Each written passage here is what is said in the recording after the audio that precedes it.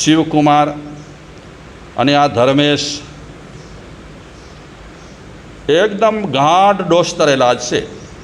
આજે ધર્મેશ શિવકુમાર પાસે આવ્યો. શિવકુમારને કહે છે, દોસ્ત, હું મહેલે ગયો હતો તને મળવા માટે, અને તું બગીચામાં ફરવા માટે ગયો. તું મને ત્યાં મળ્યો નહીં, એટલે હું ટાઈમ પાસ કરવા માટે તારી મા પાસે બેઠો. તમને ખબર છે માનું નામ શું છે? શિવકુમારની માનું નામ કાંઈ વાંધો નહીં, ખબર ન હોય તો વાંધો નહીં. હા, વનમાલા. તો ધર્મેશ કહે છે કે હું મા પાસે બેઠો. વાત પરથી વાત નીકળી. માને મેં પૂછ્યું કે શિવકુમાર કેમ દેખાતો નથી? તો માએ કીધું કે શિવકુમાર બગીચામાં ફરવા ગયો છે. એટલે થોડીવાર મા પાસે બેઠક કરી મેં, અને બેઠકમાં મારા મોઢામાંથી વાત નીકળી ગઈ. માને મેં કીધું કે શિવકુમાર તો દીક્ષા લેવાનો છે. માને ખબર ન હતી, મેં ખબર નહીં અણજાણ પણ કહી દીધું કે દીક્ષા લેવાનો છે. અને પછી માને અવધિજ્ઞાની સાગરદત્ત મુનિએ જે પૂર્વભવની વાત કરી હતી એ પૂર્વભવની વાત પણ મેં માને સંભળાવી.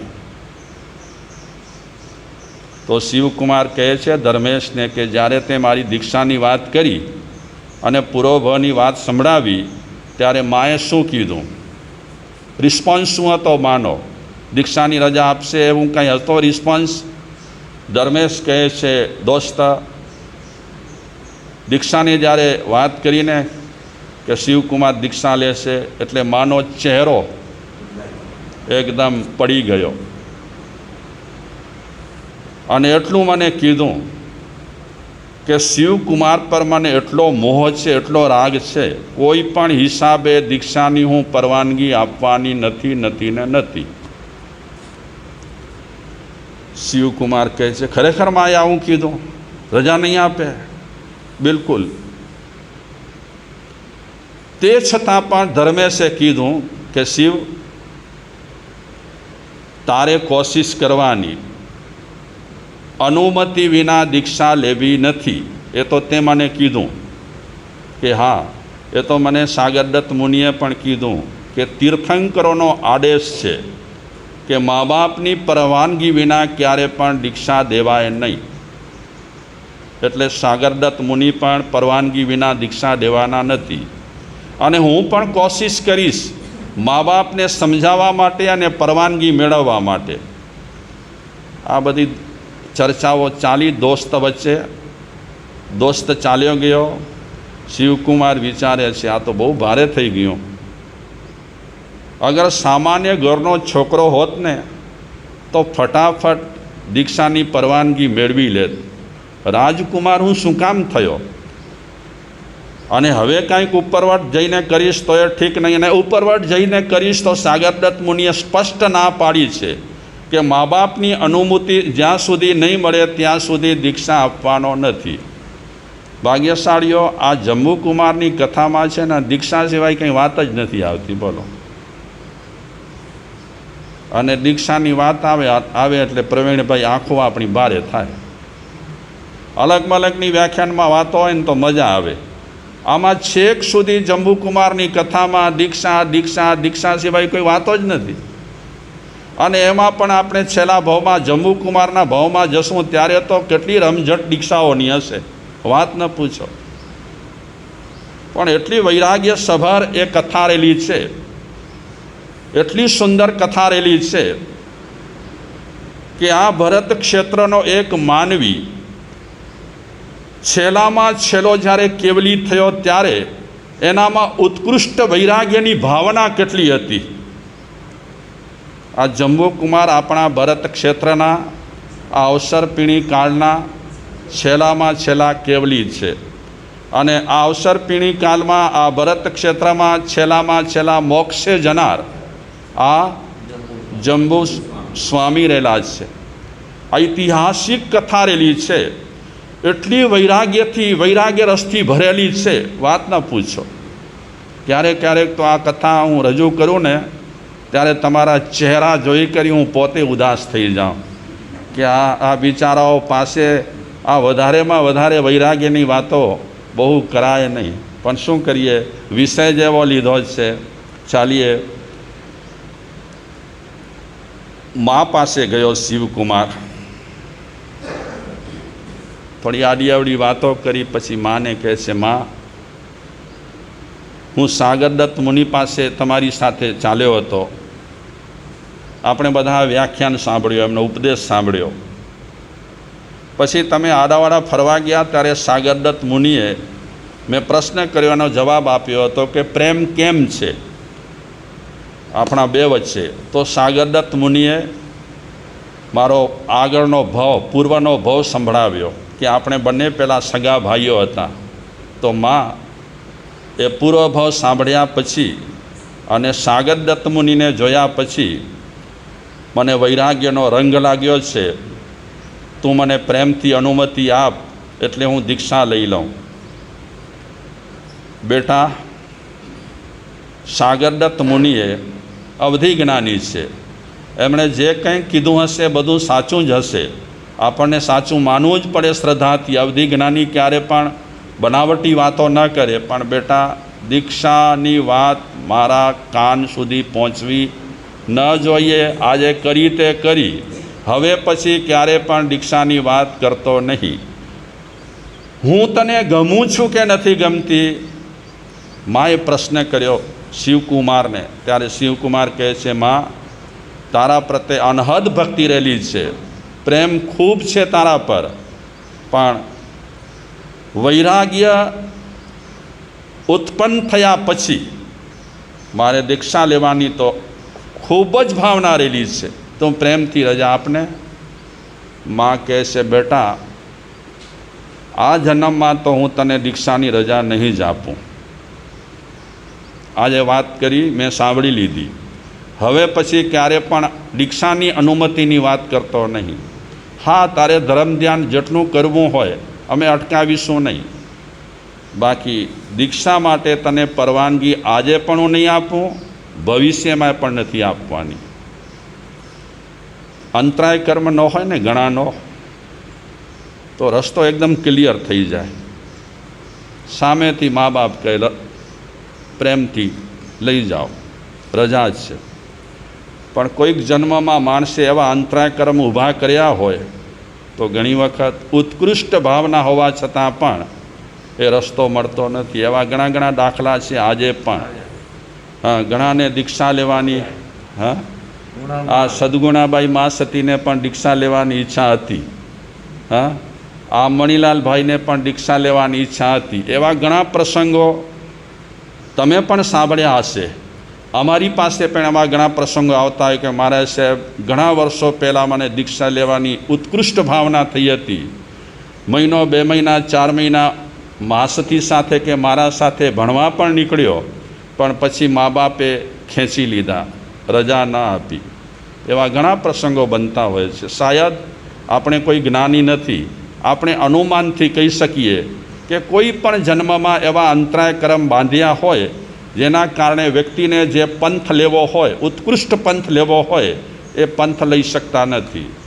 આજના કાળમાં ગમે તેવા ખરાબ પ્રસંગ બને, આપણને ક્યારે પણ મનને ડગાવવો નહીં. આ પંચમ કાળ છે.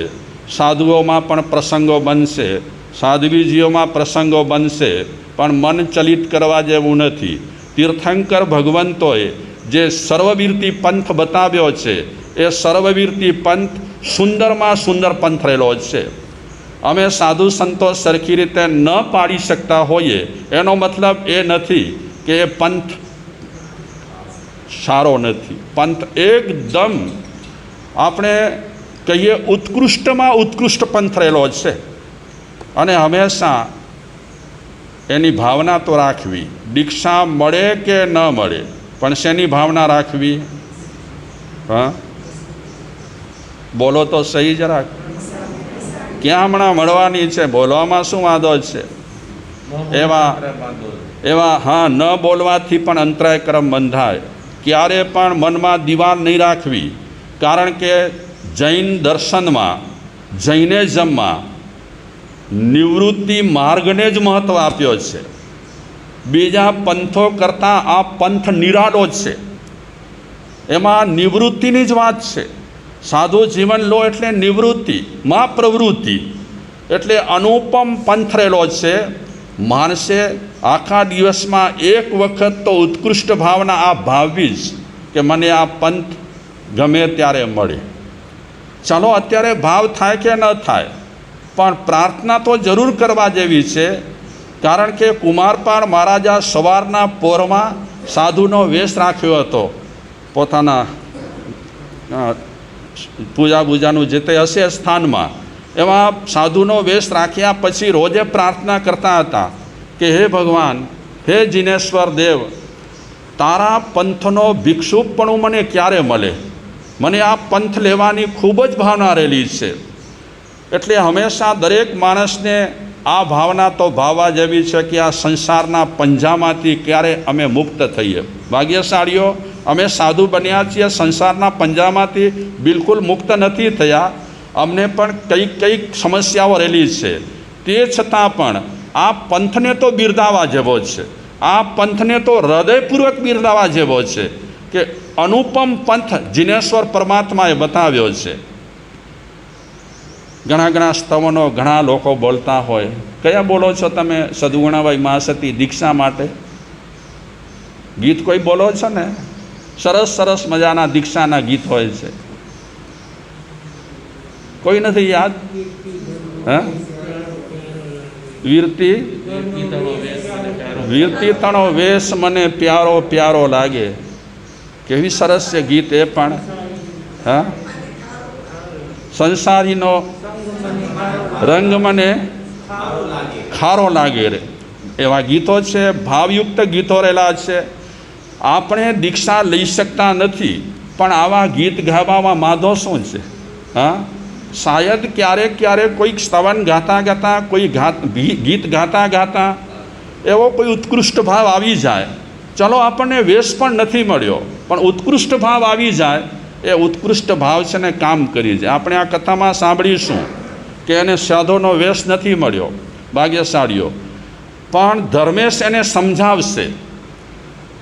ધર્મેશ સમજાવશે એનાથી પહેલાં એની પાસે જશે. કારણ કે એને ખબર પડી ગઈ કે મા મને પરવાનગી નહીં આપે. પછી રાજા પાસે પણ ગયા અને પ્રસ્તાવ મૂક્યો. રાજાએ પણ સ્પષ્ટ ના પાડી દીધી. અને પછીથી આ શિવકુમારે સંકલ્પ કર્યો કે મારે ભોજન જ ન કરવું. પહેલાં એક ઉપવાસ કર્યો. એના મને એમ કે માતા પિતા મને ઉપવાસવાળો જોશે ને તો ઢીલા થશે, પણ એક ઉપવાસમાં માતા પિતા ઢીલા ન થયા. અને બીજા દિવસે જ્યારે કોસલા પૂછવા આવી કે ભોજનમાં શું બનાવવું, ત્યારે શિવકુમારે પોતાની પત્ની કોસલાને કહી દીધું કે મારો ઉપવાસ છે અને મૌન છે. હવે દીક્ષા લેવા માટે એ નવા અખતરા અખત્યાર કરશે. કારણ કે ડાયરેક્ટ દીક્ષાની રજા મળે તેમ નથી. પણ ભાગ્યશાળીઓ, આ ધર્મેશ એને સમજાવશે કે દ્રવ્યથી તને દીક્ષા નથી આવી, વ્યવહારથી તને દીક્ષા નથી આવી, પણ હકીકતમાં તું સાધુ બની ગયો છે. કારણ કે જે મહેલમાં રહેતો હતો એ મહેલની બધી સુવિધાઓ એણે દૂર કરી નાખી.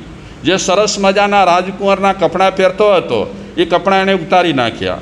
એકદમ સફેદ ડ્રેસમાં આવી ગયો હતો. એટલે બિલકુલ સાદાઈ અપનાવી લીધી હતી. જેને ખરેખર અંદરથી રંગ લાગે ને વૈરાગ્યનો, એ તો પછી ક્યાં ને ક્યાં નીકળી જાય. આપણે ત્યાં હિન્દુ ધર્મમાં પણ એવી સમર્થ વ્યક્તિઓ પાકેલી છે કે બહારથી સંસારી દેખાય અને અંદરથી ખરેખરા એ સાધુ દેખાય. બિલકુલ બધું છોડી દીધેલું હોય, મનથી છોડી દીધેલું હોય. કારણ કે ગમે ત્યારે આપણને છોડવું તો છે જ. યા તો પરાણે છોડીશું, યા તો આપણને પ્રેમથી છોડવું પડશે. પણ ગમે ત્યારે છોડવું તો પડશે જ. પરાણે છોડીશું તો શાયદ આપણી ગતિ સારી થાય પણ ખરી અને ન પણ થાય. પણ પ્રેમથી છોડીશું તો આપણી ગતિ પણ કદાચ સુધરી જાય. આ લહેરચંદભાઈ જો કે પ્રેમથી છોડ્યું. આપણા મહાજનના કાર્યકર અને સુંદર એક વ્યક્તિ, શરૂઆતથી જ એનું જીવન કેટલું આમ ત્યાગમય હતું. આ છોડ્યું, તે છોડ્યું, ફલાણું છોડ્યું, ઢોકળું છોડ્યું. આ બધું જે છૂટતું હતું વ્યક્તિનું, એ અંદરથી છૂટતું હતું. અને અંદરથી વ્યક્તિનું છૂટે ક્યારે? જ્યારે વસ્તુ પ્રત્યેનો વૈરાગ્ય થાય ત્યારે અંદરથી વસ્તુઓ છૂટતી જાય. આમ બહારથી આપણે છોડવા માટે દેખાવો કરીએ, ભલે શરૂઆતમાં આપણે દેખાવો કરીએ તો પણ વાંધો નહીં, પણ ભવિષ્યમાં તો ધીરે ધીરે બધી ચીજો અંદરથી છૂટશે. એ જ મારા માટે કે તમારા માટે ફાયદાકારક છે. તો આ ધર્મેશ એ પણ બધું છોડશે. મિત્ર ખાતર, આપણે આગળ કથામાં સાંભળીશું, મિત્ર ખાતર એ પણ બધી ચીજો છોડવા માટે તૈયાર થઈ જશે. ખાવાનું, પીવાનું, પહેરવાનું, ઓઢવાનું, પૂરી સાદાઈ પર ચાલ્યો જશે. મારા મિત્રને સપોર્ટ આપવા માટે, મારે એને સાથ આપવા માટે આ બધું કરવું જ પડશે. અને કરે છે તે પણ પરાણે નહીં, પ્રેમથી કરશે. જોઈ લો, આ મિત્રાચાર્ય, આ દોસ્તી કહેવાય. કે આવા વૈરાગ્ય માર્ગમાં પણ પૂરેપૂરો સાથ આપે છે. નહીં તો ઘણા દોસ્તો કેવા હોય ખબર છે? તમને ખબર જ છે કેવા દોસ્તો હોય. હા, મિત્ર ऐसा कीजिए ढाल सरीखा होय, सुख में रहे जो पीछे और दुख में आगे होय. મિત્ર એવા ખપે. નહીં તો આજે મિત્ર કેવા મળે છે ઘણા? હા, સુખમાં આગળ, દુઃખમાં ભાગી જાય, દેખાય નહીં. આવા મિત્રો તાળી મિત્રો કહેવાય. ઘણા ખાલી તાળી પાડવા પૂરતા હોય, ઘણા જલસા કરવા વખતે ભેગા હોય, બાકી આફત આવે દોસ્તને તો એ દેખાય પણ નહીં.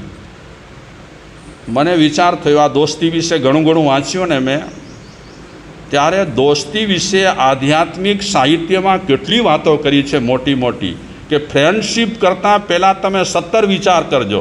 જેની તેની સાથે તમે ફ્રેન્ડશીપ કરતા નહીં, એવી માહિતી વેદવ્યાસ જેવાએ પણ આપી છે દોસ્તી માટે. બોલો, ફ્રેન્ડશીપ, બહેનો છે એ બહેનપણીઓ બનાવે ને. હા, એકાદ બે ચાર બહેનપણીઓ હોય, વધારે હોય, એ તો તમને અનુભવ હોય ને. પણ બહેનપણીઓ જરૂર હોય, જરૂરી. ઘણી બહેનપણીઓ છે સામાયિકમાં સાથે હોય, પ્રતિક્રમણમાં સાથે હોય, અનુષ્ઠાનોમાં સાથે હોય, આરાધનામાં સાથે હોય. આવી બહેનપણીઓ બહુ સારી. હે, જો અત્યારે આપણે એકદમ ભાવુક થઈ ગયા છે, એટલે હમણાં કીટીની આપણે વાત નહીં કરીએ. સદગુણાભાઈ પાસેથી નાનજીભાઈને કીટી પાર્ટી પસંદ નથી, એટલે હવે ખર્ચા ન કરાવજો એમને. બોલો. હા, જોઈ લો, આ કપાઈવાળા આવ્યા છે, એમાં પણ હશે બહેનપણીઓ એકબીજાના. હા, કે ચલો એકબીજાને સપોર્ટ આપીએ.